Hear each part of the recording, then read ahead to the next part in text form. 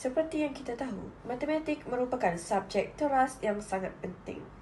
Melihat kepada keputusan pencapaian dalam Keputusan Peperiksaan Sijil Pelajaran Malaysia SPM pada tahun 2022 telah menunjukkan hampir 24% atau seorang daripada 4 calon gagal dalam mata pelajaran tersebut.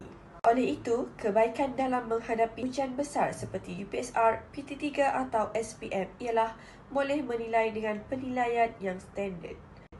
Sebagai contoh, peperiksaan seperti UPSR, PT3 dan SPM memastikan semua pelajar di sekolah yang berbeza dinilai berdasarkan kriteria yang sama.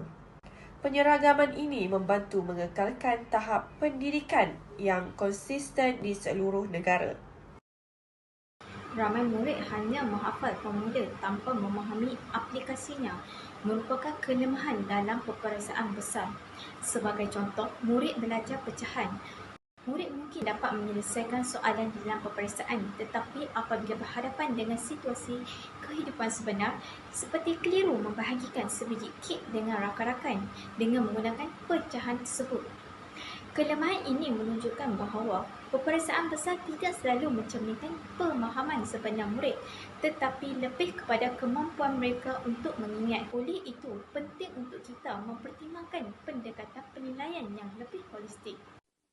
Keburukan yang kedua adalah pelajar tidak sempat untuk meneroka silibus yang lain selain daripada silibus yang masuk dalam peperiksaan kerana silibus matematik ini sentiasa bertukar-tukar oleh pihak KPM. Jadi menurut seorang pakar saintis bidang tenaga dan kelestarian iklim iaitu Dr. Amir Faizal Abdul Manan, beliau telah menyatakan bahawa subjek matematik telah memperolehi peratusan kegagalan yang paling tinggi dalam SPM pada tahun 2022. Jadi bila mana KPM sentiasa mengubah silibus subjek matematik, ini membuatkan pelajar berasa satu bebanan yang sangat berat. Pelajar hilang minat untuk belajar.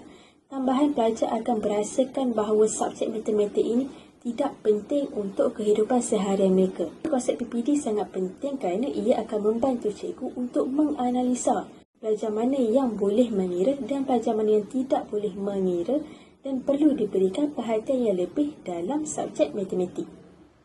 Kesimpulannya, dalam pendidikan abad ke-21 yang menekankan kemahiran berfikir kritis, pemecahan masalah dan adaptasi adalah penting untuk menilai kembali peranan peperiksaan berkepentingan tinggi.